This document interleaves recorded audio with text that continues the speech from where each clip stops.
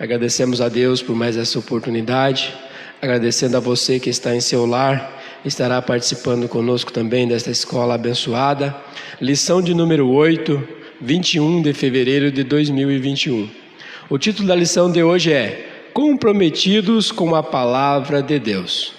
Louvamos a Deus pela presença dos nossos irmãos aqui no templo, agradecemos a Deus de todo o coração por cada um de vocês que aqui estão, sempre nos ajudando, e também agradecendo a Deus por você que está na sua casa e vai estar participando conosco através desta aula abençoada, transmitida nesta live. Hoje o nosso professor é o irmão Nilson. Nós louvamos a Deus pela vida dos nossos irmãos que têm se dedicado a esta obra tão gloriosa. Eu gostaria de convidar os irmãos presentes, e se você também estiver na sua casa e queira acompanhar conosco a lição de número 8 hoje, eu estarei lendo o texto áureo, a verdade prática, e já logo em seguida estarei orando e passando para o nosso professor nesta manhã, e nós glorificando a Deus. Texto áureo. Bem-aventurados que ouvem a palavra de Deus e aguardo. Lucas capítulo de número 11, versículo 28. Verdade prática. A autoridade divina da Bíblia deriva-se de sua origem em Deus. E isso por si só encerra a suprema autoridade das Escrituras como plena e total garantia de infalibilidade. Nós louvamos a Deus por cada um de vós que vai estar aprendendo neste dia. Vamos colocar em pé, agradecer a Deus por esta rica oportunidade, que quando aprendemos a palavra do Senhor Jesus, nós sabemos que algo muito bom acontecerá em nossas vidas. Senhor nosso Deus, Pai querido, Pai de amor e de bondade, nós te agradecemos, ó Deus, por tudo que o Senhor tem feito por nós. Te agradecemos, Pai querido, pela vida de cada um dos seus filhos que aqui se encontra presente neste templo, para juntos aprendermos a Tua palavra. Te agradecemos, ó Deus, também por os Teus filhos que estão em suas casas e vão estar participando conosco através dessa transmissão. Pedimos que o Senhor continue os guardando, livrando de todo o perigo e todo o mal, e falando sempre, Pai, para que possamos estar sempre na Tua presença. Porque nós sabemos que sem o Senhor em nossas vidas não somos nada. E se houver algum enfermo, que o Senhor esteja curando para honrar e glorificar o Teu santo nome, porque nós somos dependentes de Ti, Pai. E em Tuas mãos nós confiamos e Te agradecemos em nome de Jesus. Operador irmão Nilson, na continuidade.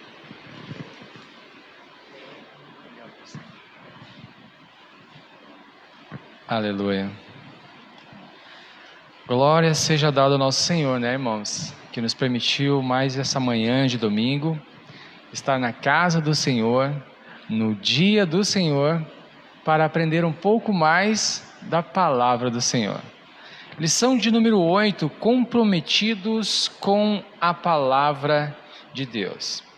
Vamos ler a leitura bíblica em classe, que se encontra na segunda carta que Paulo escreveu ao seu cooperador e amigo, companheiros de muitas batalhas, de muitas viagens, Timóteo. Segunda carta de Paulo a Timóteo, capítulo 2, versos 14 a 19, e também a segunda carta que Pedro escreveu à igreja, segunda epístola de Pedro, capítulo 1, versos 20 e 21. Segundo Timóteo, capítulo 2, versículo 14, diz: Traze estas coisas à memória, ordenando-lhes diante do Senhor que não tenham contendas de palavras, que para nada aproveitam e são para a perversão dos ouvintes. Procura apresentar-te a Deus aprovado, como obreiro que não tem de que se envergonhar, que maneja bem a palavra da verdade. Mas evita os falatórios profanos, porque produzirão maior impiedade.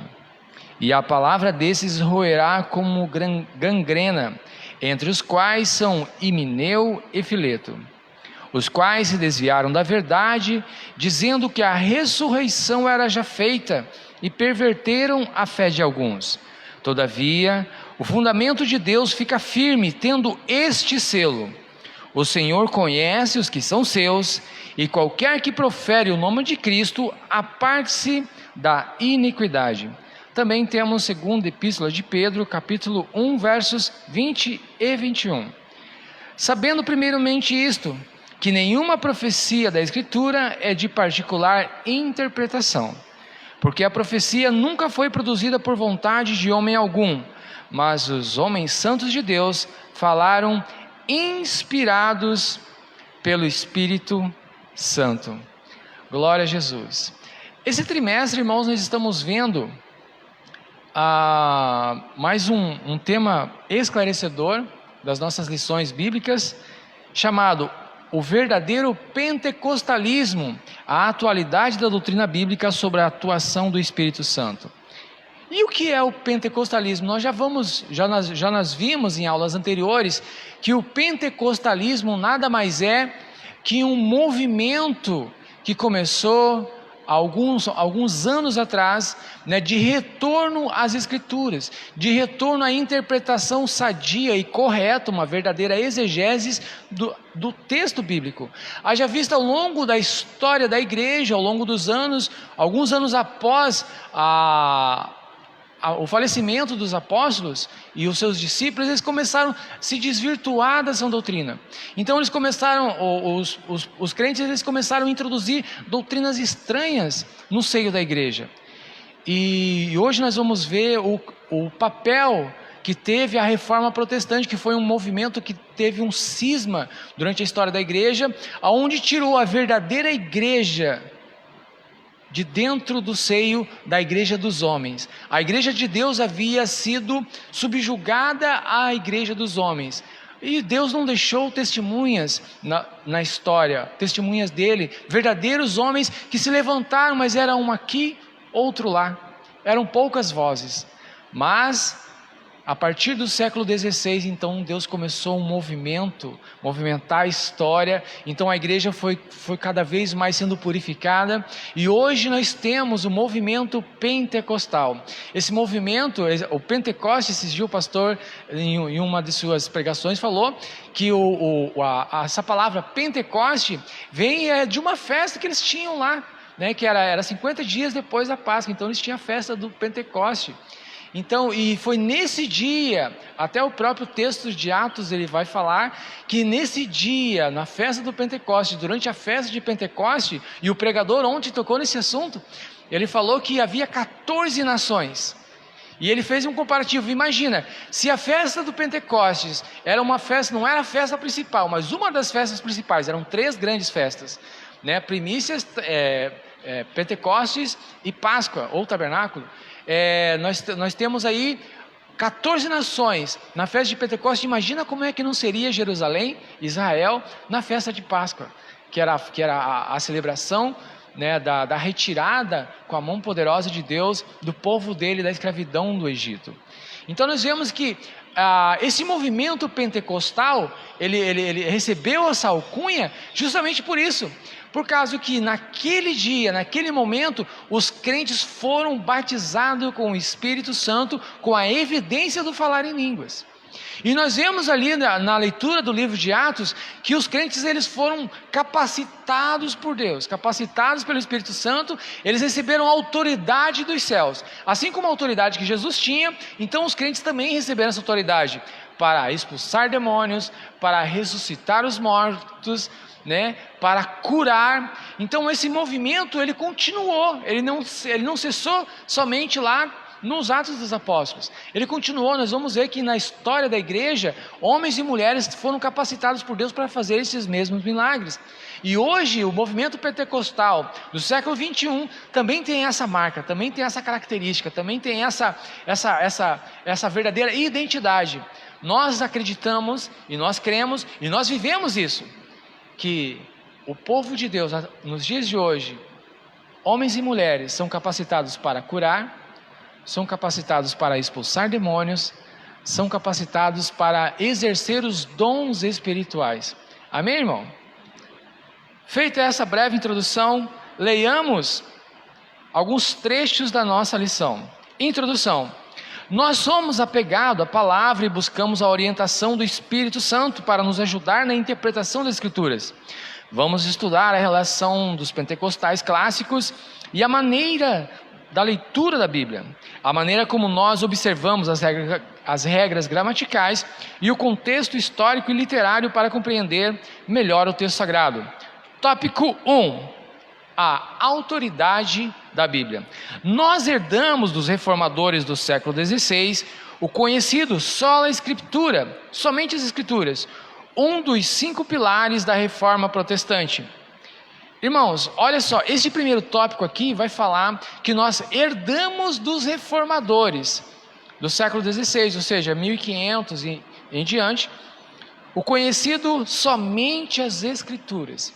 O que aconteceu, o que estava acontecendo no mundo por volta do ano 1500, 1500 e tantos e daí para frente? A Europa estava num verdadeiro caldeirão efervescente de tumultos, de revoltas. Por quê? Porque alguns príncipes naquela época não eram os estados europeus, não eram como os estados europeus de hoje, né? A Alemanha tinha vários príncipes, né? A França tinha vários príncipes, a Inglaterra também, e esse principado, os príncipes daquela época, eles não tinham tanta autoridade como um rei que tem hoje, ou um presidente tem hoje. Eles dividiam a autoridade com a autoridade papal. Haja vista que desde o ano 300 em diante, e depois do ano 1100, que realmente o Império Sacro Santo Romano, ele ficou mais forte, ele cresceu e começou a dominar todos os espectros da sociedade. Roma era apenas um império administrativo. Não era um império que mandava até nas consciências. Por quê? Porque a religião tem esse poder. A religião, ela tem esse poder de mudar as consciências das pessoas. A religiosidade das pessoas, elas dependem do seu mestre, depende das suas fontes de autoridade. Jesus, quando ele estava inspirando o apóstolo Paulo a escrever, ele falou assim: Paulo, escreva isso. Então ele soprou no ouvido de Paulo, e Paulo escreveu: e transformai-vos pela renovação da vossa mente, que é o vosso culto racional. Então a religião, a crença tem esse poder de subjugar a mente, e os religiosos pegaram isso. Se nós dominarmos as mentes das pessoas, nós iremos dominá-las. Então a igreja romana, quando se afasta de Deus, se afasta das escrituras, então ela começa a colocar outros materiais, outras escrituras sagradas, outras regras religiosas. Então assim eles começam a deixar o caminho do Senhor. E foi isso desde o ano 300 com Constantino, descriminalizando o cristianismo e colocando os bispos, né, como fonte de autoridade, como fonte de poder. E então do ano 300 até o ano de 1100 mais ou menos, houve um crescimento dos religiosos dentro do Império Romano. E quando chega o novo milênio, então o Império Romano, ele se torna também um império religioso. E como império religioso não tinha poder maior, porque o Estado e a igreja eram um só. E quando o Estado e a igreja viram um só, então eles podem fazer o que eles quiserem. E nós sabemos o que acontece quando o homem se afasta de Deus. A soberba invade seu coração. Então eles se julgam superiores ao próprio Deus. E eles começam a deixar as escrituras sagradas e começaram eles mesmos a ditar as regras. E o tempo passa, chegamos então ao ano de 1500. O Senhor Jesus, então, ele faz nascer um menino muito interessante, que teve um papel fundamental, chamado Martin Luther, ou Martim Lutero. No ano de 1483, nasce um homem profetizado por um outro profeta de Deus. Nós temos, vivendo ali no século XV, um homem chamado João Hus. E ele era um homem muito inconformado com a religiosidade errada de sua época. Então ele foi morto, ele foi martirizado pela Igreja Católica. Mas ele falou, as suas últimas palavras foram: hoje vocês matam um pequeno ganso, mas daqui a 100 anos virá um cisne, e esses vocês não conseguirão calá-lo. 100 anos depois de sua morte, vem Martinho Lutero, afixando nas portas da igreja de Wittenberg, na Alemanha, as suas 95 teses, que ali foi o marco inicial da separação da igreja alemã da igreja do império da igreja romana. Então, esse homem Martinho Lutero, ele vai purificar as doutrinas da igreja. Não foi completo, mas foi o início, e ele recebeu o apoio dos príncipes da Alemanha. Eles protegeram, tanto é que ele ficou escondido num palácio, e os príncipes protegendo ele. E essa reforma na Alemanha começou a se espalhar pela Europa.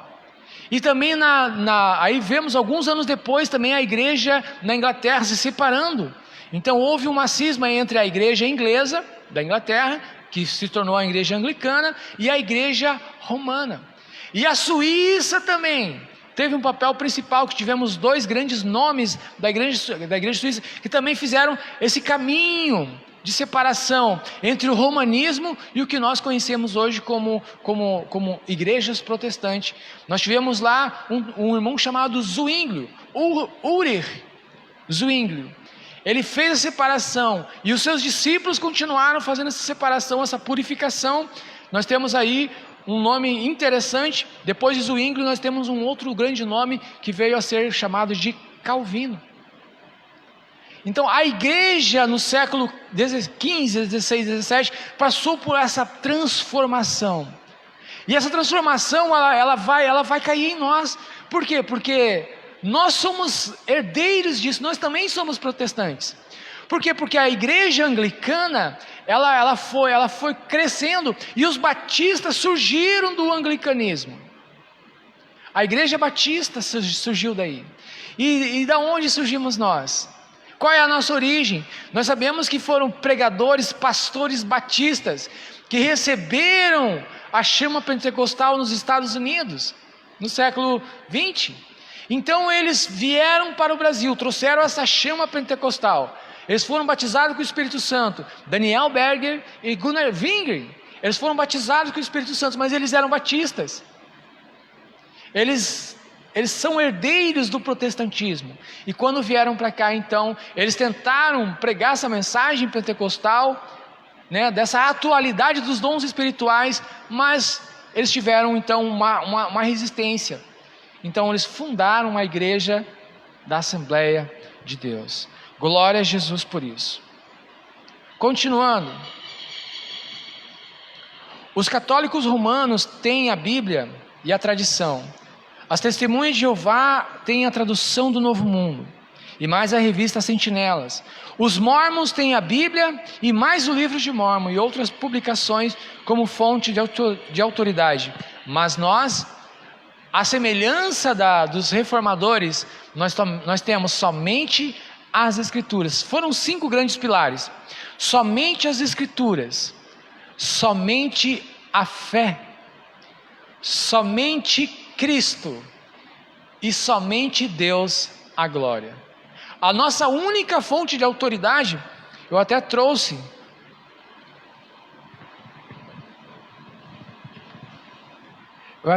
hoje a nossa declaração de fé. A nossa declaração de fé eu até recomendo aos irmãos que estão aqui no templo e aos irmãos que estão nos acompanhando pela live, de adquirir, que é um material muito interessante mesmo. Essa declaração de fé, ela vai falar quais são os princípios que regem a nossa igreja. Durante muitos anos, a história da nossa declaração de fé é muito linda. Ela coincide com a história da nossa igreja. Por quê? Porque no início da nossa fé, homens e mulheres se dedicaram a escrever as nossas doutrinas, como nós interpretamos as Escrituras. E lá no início, nós temos aqui essa obra maravilhosa, editada pela CPAD, que vai falar um pouco da história de como veio surgir este livro maravilhoso, que é um dos documentos oficiais da igreja. E vai dizer assim em sua outra introdução: a Bíblia é a palavra de Deus e a única autoridade inerrante para a nossa vida.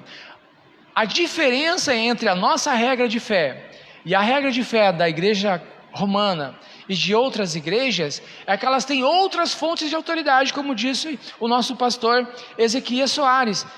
A Testemunha de Jeová tem a Bíblia, mas tem outra também, outras fontes de autoridades. Os mormons têm a Bíblia, mas tem outras fontes de autoridades. Nós não. A Igreja Católica Romana tem a Bíblia, mas também tem seus editos, tem as suas resoluções dos concílios, tem suas bulas papais, que são documentos oficiais. Mas nós não. Nossa única regra de fé e conduta é a Bíblia Sagrada. Nós temos aqui uma introdução que eu achei maravilhosa, eu até selecionei, destaquei no texto, que eu quero compartilhar com os irmãos a história deste credo. Olha que coisa linda. Gunnar Ving publicou em 16 de abril de 1919, no jornal Boa Semente, um artigo intitulado O que nós cremos? Com as linhas mestras das nossas crenças.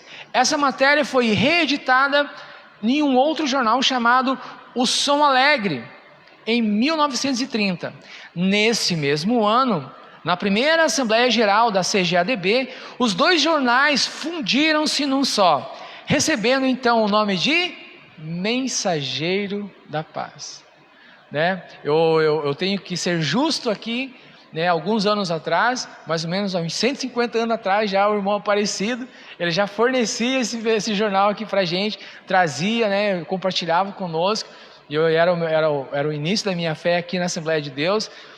Então nós víamos o que estava acontecendo na Igreja Assembleia de Deus no Brasil e no mundo, e nós tínhamos grandes matérias, grandes pregadores trazendo os ensinos bíblicos, e nós também lá na primeira página, você virava na página 2, estava lá escrito, o que nós cremos.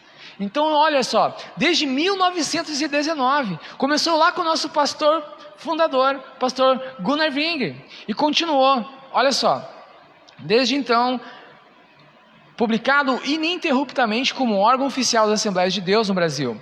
E nós temos também outros nomes grandes no Brasil, da nossa igreja, que continuaram com essa tradição de desenvolver nossa regra de fé, a nossa declaração de fé.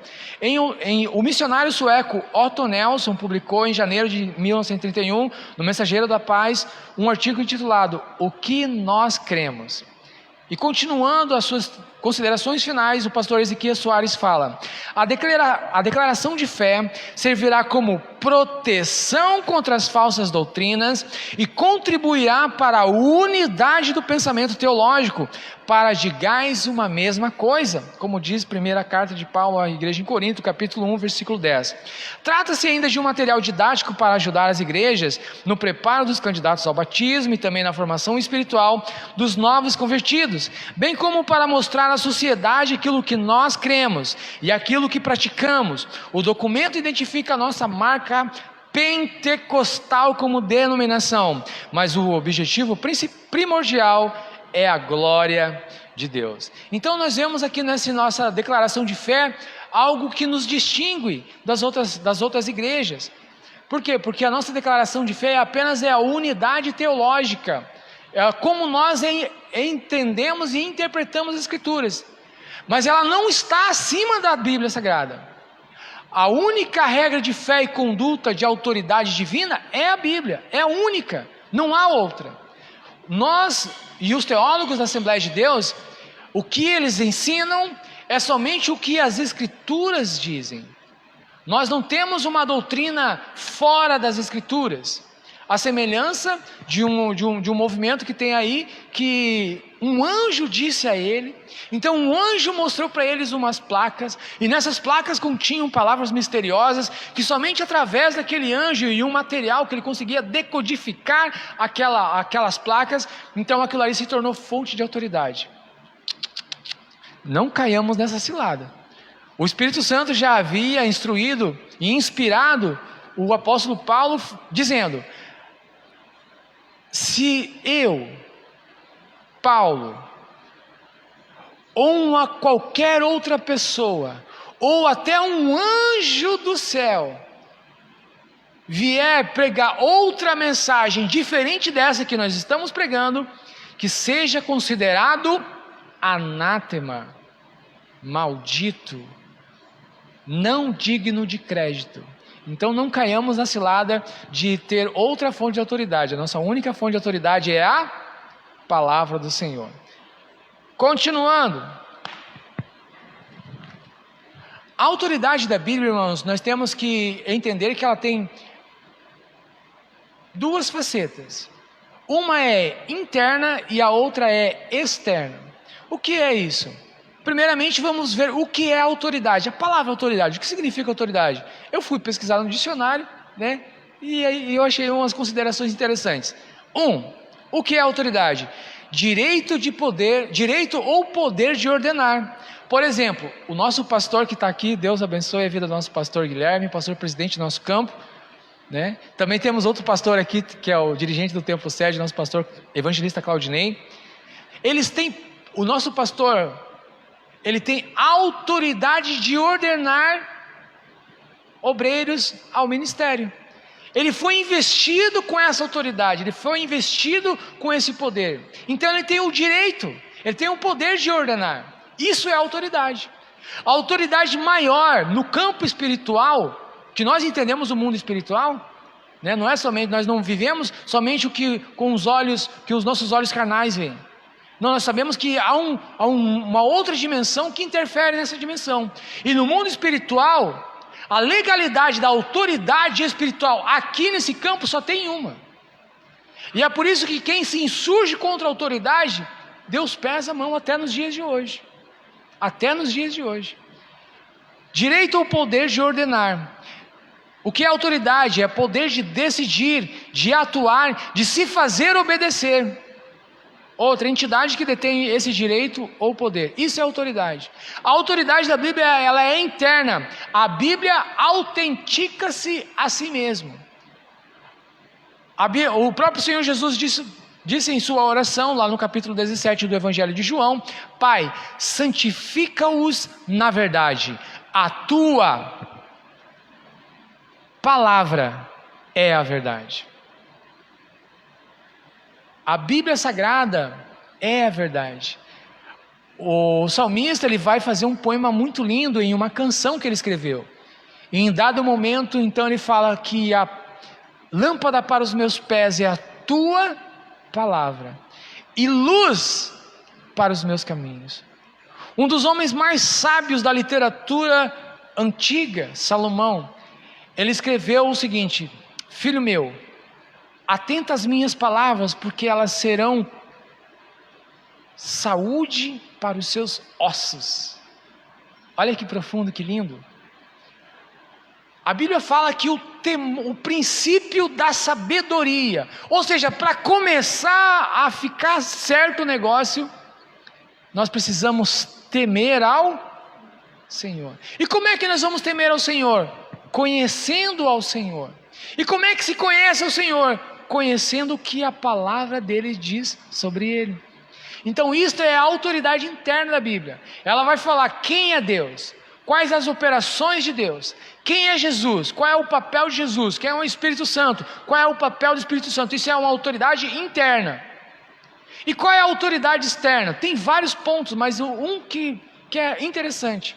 A maior autoridade externa da veracidade da autoridade bíblica é você. Tem várias, mas que eu achei interessante, somos nós. A maior autoridade externa, somos nós que recebemos a salvação, somos nós que tivemos um encontro pessoal com o Espírito Santo, somos nós que sentimos Ele em nossa vida. É você. É você que foi salvo, foi alcançado, é você que recebeu um milagre, é você que estava com a porta fechada, você estava desempregado e você orou, um irmão orou e você recebeu um emprego. É aquela vez que você estava doente, você pediu para um irmão, para uma irmã da igreja orar e você foi curada. Isso é a evidência externa da autoridade interna. Os irmãos estão compreendendo até aqui? Minha sogra está entendendo? Isso é bom, gente. Se você não estiver entendendo, ó, você levanta o dedinho e fala: não estou entendendo nada aí, irmão. Aí eu paro, volto, explico melhorzinho. Tá bom? Continuando.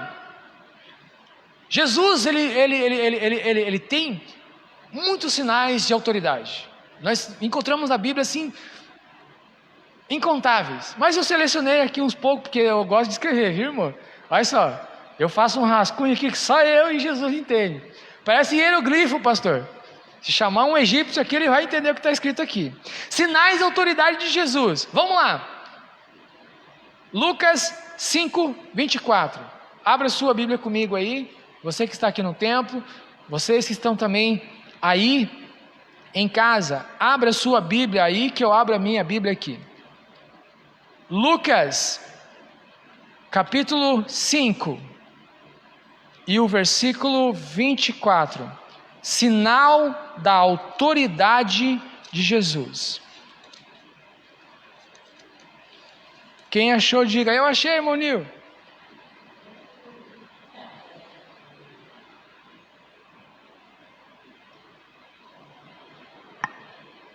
Alô, som. Irmã Miriam, leia para nós. A irmã Miriam vai ler o texto de Lucas, capítulo 5, versículo 24, falando sobre a autoridade de Jesus. Vai lá, irmã, pode ler. Ora, para que saibais que o Filho do Homem tem sobre a terra poder de perdoar pecados, disse ao paralítico, eu te digo, levanta-te, toma a tua cama e vai para a tua casa. Olha só, poder para expulsar demônios e perdoar pecados. Outro texto muito lindo, próximo texto, Lucas 8 e 24, mais uma evidência de autoridade do próprio Senhor Jesus. O primeiro foi para perdoar pecados, o segundo para expelir demônios. 8, 29.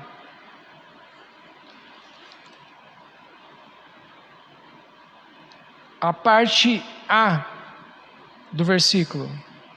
Pode ler, irmã Miriam? 8, 29. Porque tinha ordenado ao espírito imundo que saísse daquele homem, pois já havia muito tempo que o arrebatava. Obrigado, irmã. Agora nosso pastor, dirigente do Templo Sérgio, o evangelista Claudinei, irá ler um outro texto maravilhoso. Olha que texto bagual de bom, pastor. Ele tem poder para conferir filiação divina. Somente Jesus tem essa autoridade. Vai estar lá em João capítulo 1, versículo 12. Olha só que interessante essa autoridade de Jesus. João capítulo 1, versículo 12. Pode ler, pastor. Mas a todos quanto o receberam, deu-lhes o poder de serem feitos filhos de Deus, a saber, aos que creem no seu nome. Aleluia! Mas a todos quantos receberam deles o poder, a autoridade de serem feitos. Por que ele usa essa palavra feitos? Porque todo homem, quando nasce, ele é uma criatura de Deus. Mas somente quando ele aceita o sacrifício vicário, expiatório, redentor e salvador de Jesus, é que então ele se torna filho. Que texto maravilhoso! Nós temos outras referências,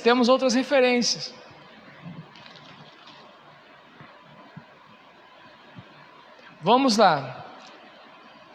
Marcos, capítulo 16. Vou pedir para o nosso presbítero, irmão Aparecido José Dias, ler este texto. Versículos, capítulo 16 do Evangelho de Marcos, versículos 15, 16, 17 e 18. Evangelho de Marcos, capítulo 16, versículos 15 ao 18. Pode ler, presbítero, irmão Aparecido. Disse-lhe, ide por todo o mundo, pregai o evangelho a toda criatura. quem crer e for batizado, este será salvo, mas quem não crer será condenado. E estes mais seguirão aos que crerem em meu nome. Em meu nome.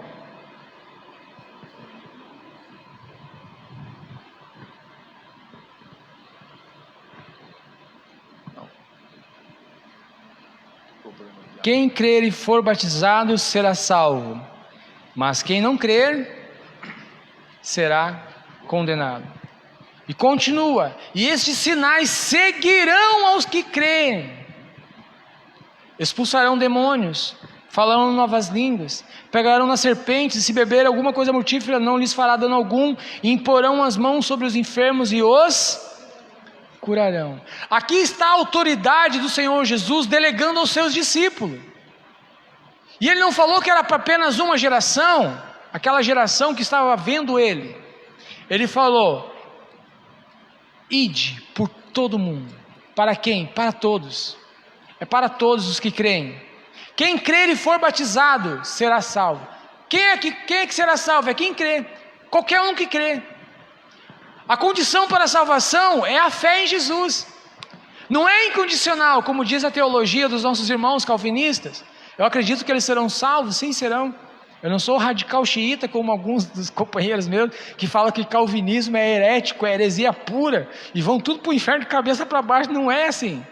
Eles só têm um entendimento diferente, né? Eles falam lá que a eleição é incondicional, né? Eles falam lá que a expiação é limitada. Nós acreditamos que a salvação ela tem uma condição, e a condição é a fé, porque sem fé é impossível agradar a Deus. Continuando a nossa lição, que está maravilhosa, nós estamos falando sobre autoridade. A autoridade das Escrituras, como a nossa única regra de fé, diferente do catolicismo romano e outras religiões que têm outras fontes de autoridade. A nossa única fonte de autoridade é a Bíblia Sagrada. Jesus é a nossa maior, é o nosso Salvador, é o nosso Senhor. Ele recebeu autoridade, é-me dado todo o poder, Jesus disse. É-me dado todo o poder, toda a autoridade nos céus e na terra. O pastor, ele gosta de pregar um texto muito lindo, que fala assim: para que saibas que o Filho do Homem tem na terra poder. Então o poder do Senhor Jesus é nos céus e também na terra, e ele delegou parte desse poder. Só que aí entra o que o pastor, ele sempre fala em seus ensinos, um grande problema, é o abuso da graça. Porque nós sabemos que a manifestação dos dons espirituais não quer dizer a aprovação divina. Porque Deus cura, Deus batiza, Deus faz e acontece porque Ele é misericordioso. Não porque o bonitão que está lá na frente pregando e ensinando é bom. A pessoa ter esse poder, este dom de curar, não é uma evidência que ele é uma pessoa santa. Somos falhos, somos pecadores e necessitamos da misericórdia divina. E muitos hoje estão se aprovalecendo, como diz meu pai, né, do dom que recebeu, para subjugar as outras pessoas, para fazer o que é errado. O Senhor Jesus falou: não basta apenas você expulsar demônio, não basta apenas você ressuscitar os mortos e fazer muitas maravilhas. Porque se você não for fiel à minha palavra, chegará no último dia, eu vou dizer na sua cara: não vos conheço, apartai-vos de mim. Vós que praticais a iniquidade. Iniquidade não é pecado de ímpio, eu já aprendi isso com o pastor Antônio Gilberto. Iniquidade é pecado de crente.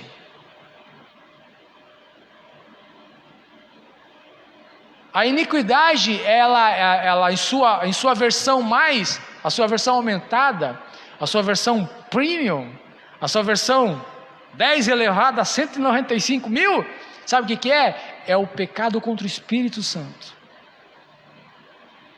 Mas Senhor, Senhor, em teu nome nós não fizemos muitas maravilhas, nós não expulsamos demônios. Então, a manifestação dos dons espirituais não é aprovação automática divina. Até aqui tranquilo? Os irmãos estão entendendo? A irmã está entendendo? Tranquilo, irmã? Então vamos para o próximo tópico. Já nos encaminhando já para quase o final da lição, só falta mais 1h30.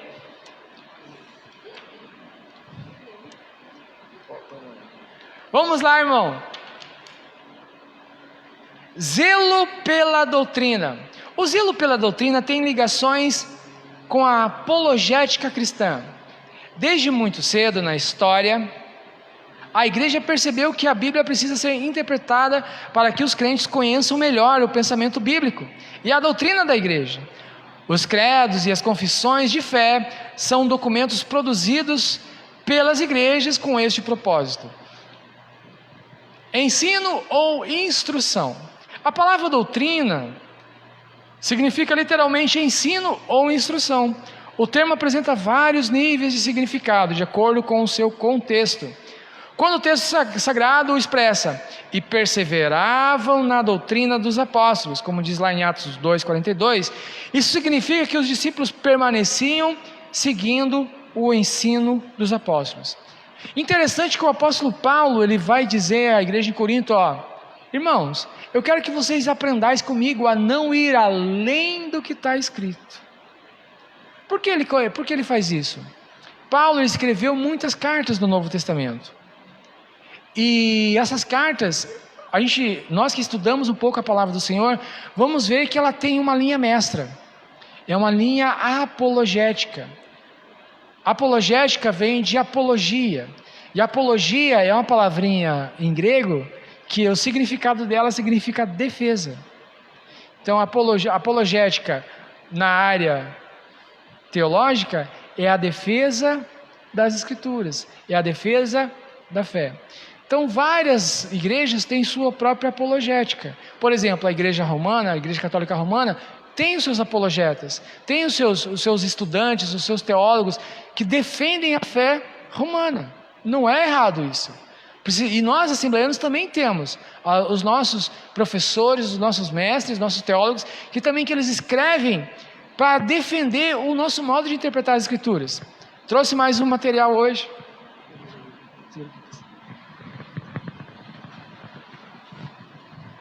Aí, voltei de novo, apareci de novo.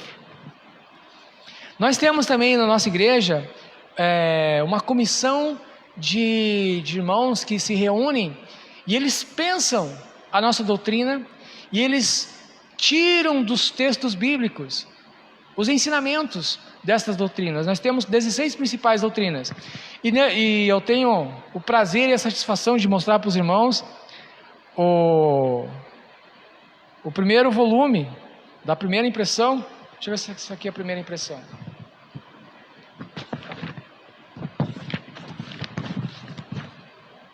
Essa aqui é a primeira tiragem ainda, do Manual de Apologética Cristã, do nosso pastor e comentarista da nossa lição de hoje, pastor Ezequias Soares. Então, nós que somos cristãos, nós recebemos pechas, apelidos do povo de fora. Eles são todos uns religiosos, não tem ninguém que está estudando lá, são todos uns analfabestas, né? Mas olha o currículo desse irmão aqui, é o pastor que comentou a lição aqui, essa lição que nós estamos vendo. Ministro do Evangelho, graduado em Língua e Literatura Hebraica pela Universidade de São Paulo, professor de Hebraico, Grego e Apologética Cristã, comentarista das lições bíblicas e várias obras editadas pela CPAD. Então nós vemos que a fé cristã, ela não precisa ser uma fé distante da academia, né? A Bíblia Sagrada, ela vai falar através do Novo Testamento, que Jesus falou o seguinte, vocês erram porque não conhecem as Escrituras. Errais por não conhecer as Escrituras, nem o poder de Deus, né? O próprio texto, nós vamos ver agora, no tópico 3, nós vamos fazer ali uma interpretação metódica de um texto lá de Paulo, que ele escreveu, a segunda carta de Paulo a 2 Timóteo, que Nós precisamos procurar nos apresentar aprovados. O apóstolo também ele vai falar que nós precisamos estar preparados para responder com mansidão e temor à razão da nossa fé. Então, antigamente os nossos pais, nossos mestres, eles entendiam que estudar era errado, que você ficaria longe de Deus. Mas hoje nós não concordamos com esse pensamento. Nós entendemos que quanto mais você está capacitado, quanto mais preparado, nós temos vários exemplos aí de pastores que são mestres na academia. Por exemplo, nós temos aí um professor de física, ele é um irmão, ele é um palestrante, Adalto Lourenço.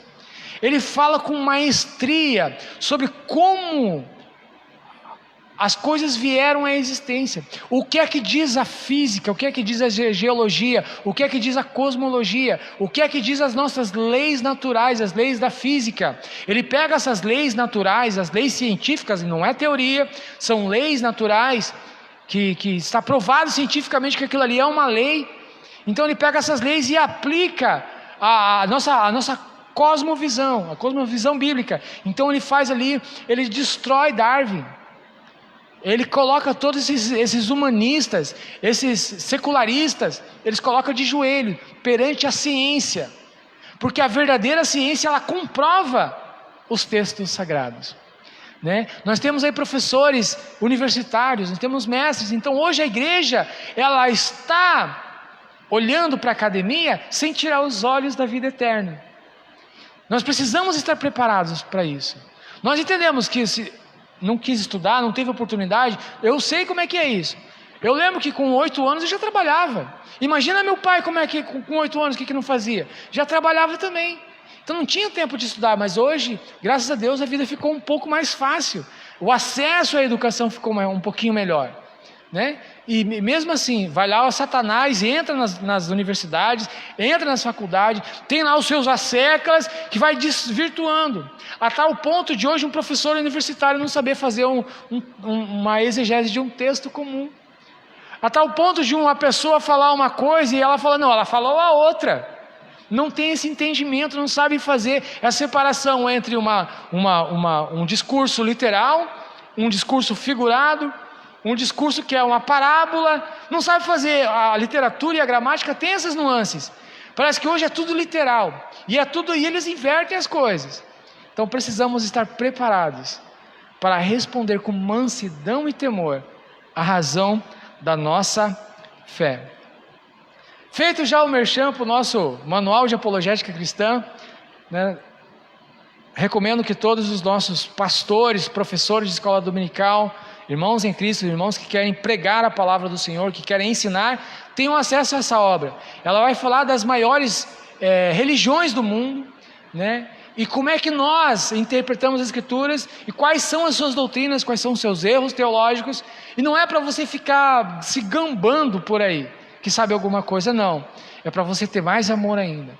É para você chegar e explicar, ó, você crê assim, mas você sabia que tem uma outra interpretação? Você sabia que esse fundador aí seu, ele falou uma coisa errada? Sabia que ele não tinha acesso a tanta informação como nós temos hoje? É para você ganhar ele para Cristo. É para você ganhar ela para Cristo. É para você ter amor, demonstrar amor, manifestar o amor. Não é para você sair se gambando aí de que você sabe hebraico, grego, sabe teologia, sabe filosofia, não tem nada disso. Isso é coisa para bobão. Não é verdade, irmão? Né, minha sogra?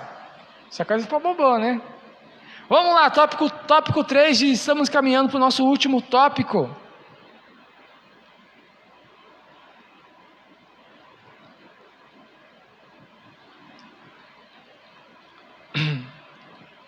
No finalzinho ali do tópico 2, vai falar sobre a nossa confissão de fé, que eu já tive o prazer de apresentar para os irmãos aqui. Tópico 3, cuidado quanto aos modismos. É agora que vai vir o dente de ouro. Meu Deus do céu, vamos lá. O nosso cuidado com a doutrina deve ir além do combate aos modismos e servir para defender a nossa fé das seitas e heresias, refutar os erros que se opõem aos ensinos bíblicos e persuadir, olha, persuasão, persuadir os contradizentes para que eles se convertam ao Evangelho. Devemos fazer o melhor para Deus. Subtópico 1, modismo. Essa palavra traz a ideia do que está na moda. Isso se aplica também ao campo teológico. São os ventos de doutrina que se vêm e se vão, que têm caráter efêmero e passageiro, que para nada aproveitam. Em outras palavras, são inúteis e inaproveitáveis. Quem não se lembra do dente de ouro? Pausa. Olha aqui, preciso da sua atenção. Irmãos, na década de 90, nós estávamos vivendo, né, um movimento, né, de crescimento extraordinário do movimento pentecostal aqui no Brasil. Só que nesse movimento, algumas pessoas quiseram lucrar com isso. Alguns lobos vestidos de ovelhas entraram no arraial pentecostal e começaram a disseminar heresias. Começaram a criar doutrinas que não eram doutrinas bíblicas. E esse movimento começou lá nos Estados Unidos. Eles exportam muita coisa boa, mas também exportam muita porcaria. Começou com esse movimento lá na década de 60, com Isaac Canyon. E aí também tivemos outros proponentes lá, um tal de Kenneth Hagin, né, com as suas doutrinas da confissão positiva, da teologia da prosperidade. A teologia da prosperidade tem na Bíblia, ela é bíblica, mas não com essa forma equivocada. De saúde, você não pode ficar doente. Se você está doente é alguma coisa, é algum demônio, é alguma maldição que fizeram para você. O teu nome está na boca de um sapo. Coitado do sapo, não tem nada a ver com isso, né? Umas coisas assim, umas invencionices, umas doidices, umas doiduras. E aí na década de 90, eu lembro muito bem que eu estava aqui na Assembleia de Deus, e nós tínhamos um movimento. Eu não escutei nos templos da Assembleia de Deus. Eu escutei ali na nossa igreja irmã, na nossa igreja co-irmã, Irmãos em Cristo, que eu amo de paixão. Um abraço para o pastor Demétrio, mas ali da Quadrangular. Veio um irmão que dava dente de ouro para o povo. E aí tivemos a vigília do dente de ouro. Não me falaram, eu participei, eu tinha 14 anos, me lembro como se fosse ontem. Ainda me lembro, 7 horas sábado, e era uma vigília. E aí nós fomos lá com a nossa vela, com o nosso fósforo ou isqueiro, e tivemos lá um culto maravilhoso. Aí depois tivemos um lanche, e a partir da meia-noite então ia começar a vigília do dente de ouro. Então os irmãos que tinham dente cariado, dente que caiu, perdeu um dente, né, ele ia fazer a oração da fé. E essa oração da fé, além de ela curar os enfermos, ela daria um dente de ouro. Misericórdia. Eu juro, irmão, que eu ia cair na pegadinha. Eu juro, é verdade isso, irmão. E nós orávamos com o Senhor, eu também quero dente de ouro. Pai, eu quero, porque nós era criança, né? Nós comíamos só porcaria, né? E comia cana, arrancava a cana no dente. Quem fazia isso? Arrancar e passava o dia inteiro comendo porcaria, irmão. Não tinha um dente que não fosse cariado. Não tinha essa, né? Os pais em casa, filho, escova o dente, professor na escola, escova o dente. Não tinha isso. Passava uns 3 anos, 4 anos sem ver a escova de dente. Então não tinha um dente bom na boca. E aí nós fazíamos oração do dente de ouro. Meu Deus do céu. E nós achávamos aquilo ali tranquilo, nós achávamos aquilo ali bom. Mas hoje nós sabemos que aquilo ali foi apenas um modismo, né? E o próprio pastor Ezequiel Soares, ele vai falar aqui de outras heresias, outros modismos. Tinha a unção do caicai, né? Passava o paletó. Nós temos aí um grande pregador mundial aí de renome, né? Que escreveu ali Bom Dia Espírito Santo, um livro lá que best-seller do mundo gospel. O nome dele é Benny Hinn. E ele chegava no estádio e pegava o paletó e passava, e os pastores caíam tudo, né? E não era pastor assembleiano, viu, gente? Era outro tipo de pastor, né? E passava, e depois veio outro modismo ainda, irmã Miriam, Dona Lourdes, veio outro modismo, sabe qual? ao som do riso. Misericórdia. As pessoas ficavam dando risada à toa. Eu acho que aqueles irmãos lá, eles pegavam aquele... Não tem aquele gelo seco? Aí tem os doutor dos dentes, eles têm lá um gásinho lá, né? Que é para amortecer, e é também do riso aquele assim, dá uma graça, né? Aquele gás lá, né? E as pessoas ficavam nas reuniões dando risada, irmão Aparecido. Você chegar o teu pastor, e eles achavam que aquilo ali era de Deus. Meu Deus, gente, tem cada coisa fora da casinha, né? O Espírito Santo alegra o nosso coração, mas ele não deixa nós retardados. Vocês concordam comigo? Sim ou não? Não é verdade? Vamos lá. Agora o nosso irmão, ele vai fazer pegar o texto bíblico de segunda carta de Paulo a Timóteo, e vai fazer o versículo 15, ele vai fazer um comentário mais profundo. Diz, subtópico 2, procura apresentar-te a Deus aprovado. Essa qualificação vem do Espírito de Deus.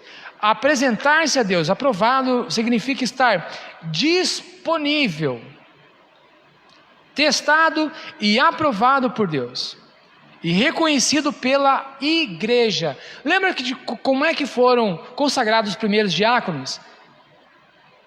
Escolham pessoas de boa reputação, cheios do Espírito Santo e que tenham bom testemunho da igreja.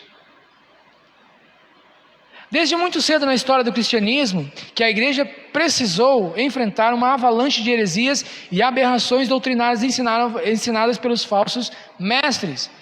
Os maus obreiros e obreiros fraudulentos serão desmascarados e reprovados. Subtópico 3, como obreiro que não tem de que se envergonhar. O termo obreiro, tanto em grego quanto em português, vem de obra, trabalho. E eu sei o que é obreiro, viu, gente? Eu trabalho em obra. Eu sou construtor. Se você quiser construir sua casa, fala comigo. Continuando. No sentido literal, refere-se ao trabalhador de campo. No sentido metafórico, a todos que se dedicam à obra de Deus e, de maneira geral, aos apóstolos e demais oficiais da igreja. A nossa declaração de fé afirma: o termo obreiro é genérico e usamos praticamente para todos os cargos e funções na igreja.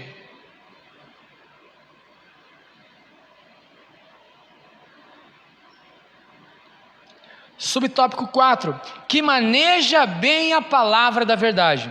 O verbo grego manejar é literalmente cortar reto, cuja ideia é cortar em linha reta. A ideia é manter o curso correto.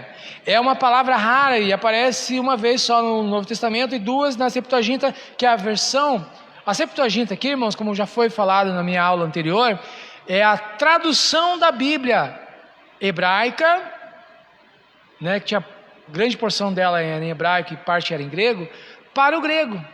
E o grego essa versão da Septuaginta, é como se fosse o inglês de hoje. O mundo daquela época falava grego, era a língua comercial, era a língua oficial do comércio. Então, era o inglês da época. Hoje, se você precisa ir lá para a Espanha, para a Inglaterra, para a Indonésia, para a Holanda, para o Japão, para a China, para qualquer lugar que você queira, você não precisa saber falar o idioma que eles falam lá, o idioma natural deles lá, o idioma oficial. Se você falar inglês, você é entendido pelo mundo inteiro. Assim também na época. Você não precisava falar latim, caldaico, ou aramaico, ou hebraico, para se comunicar com eles. Você podia falar apenas o grego. Estamos entendidos? Vamos lá. O emprego paulino dessa palavra é metafórico e muitas interpretações já foram apresentadas ao longo dos séculos. A preocupação de Paulo é com o ensino correto da palavra de Deus, com base numa exegese sólida, com aplicação para a edificação espiritual da igreja. Isso significa também não fazer o uso da palavra no púlpito para atacar algum desafeto entre os irmãos por meio de indiretas. Púlpito não é lugar de desabafo. E estamos encaminhando para a nossa conclusão, que o horário já está falando para eu soltar isso aqui, o microfone, diz: nós temos compromisso com a palavra de Deus e cremos que ela é a única revelação de Deus escrita para a humanidade. Diante disso, fica claro que nenhuma outra literatura exerce autoridade sobre a nossa vida. Que Deus abençoe a todos, que possamos aplicar um pouquinho daquilo que nós aprendemos hoje em nossa vida, em nosso dia a dia, em nosso ministério, para que possamos nos apresentar a Deus aprovados. E eu quero chamar o nosso pastor para ele estar fazendo algumas considerações, dando os avisos sobre os dias de hoje e fazendo uma oração encaminhando a todos nós que estamos aqui no templo, que você também que está até agora aí na sua casa, seja ricamente abençoados por Deus. Pastor Guilherme Cordeiro Diniz. Muito bem. Obrigado ao nosso professor pela palavra, sua exposição. E te agradecemos também por nos acompanhar através da nossa rede social. E aqui eu quero deixar aqui um convite, né? Hoje à noite um grande culto, nós estaremos direcionando esse culto para o tema família, né? Hoje nós teremos um casal ministrando a palavra de Deus, aqui o Wilson e a Grace, que são os responsáveis pelos cursos Casados para Sempre aqui na nossa igreja, né? Nós já temos três grupos formados já só na nossa congregação de Pontal do Sul, e um quarto grupo já esperando pela vez, já fechou os dias da semana. Então, se nós reservamos pelo menos um dia da quarta-feira, que não tem culto lá, então, aliás, por ter culto lá, nós vamos ver se aproveitamos para fechar uma turma aqui também, né? E hoje também se encerra a nossa campanha de oração, né? Tivemos um trabalho brilhante ontem dos nossos homens, Deus se fez presente, né? A igreja esteve orando para que isso viesse a acontecer. Nada acontece por acaso, né? E o caminho desse sucesso é sempre a busca da oração e pela palavra do Senhor nosso Deus, né? Então, nós começamos uma campanha no dia 20 de janeiro, e por janeiro ter 31 dias, essa campanha então seria 31 dias, né? E nós demos uma parada, né, um pit stop, ontem para dar liberdade à juventude, para que não viéssemos assim conflitar trabalhos, né? Então fazemos encerramento sem perda, sem prejuízo e sem rompermos com o nosso compromisso com Deus. Então a Bíblia é muito clara, né? Então Deus não pede para ninguém fazer um compromisso, mas uma vez feito o compromisso, a gente tem que honrar o compromisso. Não dá para ficar cortando esse compromisso no meio do caminho, diminuindo, porque isso daí seria uma quebra de compromisso, né? Poderia encerrar, sexta-feira fez 30 dias, vamos encerrar hoje. Não, mas o compromisso era até, né? Só fizemos postergamos para poder dar liberdade. Então, nós temos que aprender isso no nosso relacionamento com nós. Deus não pede para a gente fazer nada, mas uma vez que a palavra sai da nossa boca, nós temos que honrar aquilo que prometemos ao nosso Deus, tá bom? Vamos ficar em pé, vamos encerrar a nossa escola bíblica dominical abençoada. Estamos estudando esse trimestre sobre o pentecostalismo, né? Sobre uma matéria que nos diz muito respeito, né? A Assembleia de Deus tem em seu bojo, né, na sua essência, nós temos que somos pentecostais, né? Extensão daquilo que começou lá na festa de Pentecoste com o batismo com o Espírito Santo, tá certo? Te agradecemos, ó Deus, pelo teu amor, pelo teu cuidado, por essa manhã de aprendizado onde podemos estar na tua casa, Senhor. Que este ensinamento nos faça, Senhor, melhores a cada dia. Que os teus ensinamentos venham confrontar, Senhor querido, o nosso caráter, Senhor. E que o teu nome seja glorificado, Senhor. Que nós possamos crescer em graça e conhecimento de ti e da tua palavra, Senhor. Ó Deus, cura aos enfermos, Senhor. Teu servo e tua serva que estão em casa agora estão, ó Deus, sentindo dores, ó Deus, porque estão acamados, outros estão convalescendo, mas tu és um Deus poderoso, Senhor. Coloca tuas mãos sobre os enfermos agora e os cura, Senhor, pela autoridade e pelo teu poder. Assim oramos em nome de Jesus. E que o grande amor de Deus, nosso Pai, A graça de nosso Senhor e Salvador Jesus Cristo e a comunhão do Espírito Santo seja com todos, hoje, sempre, todos dizem amém.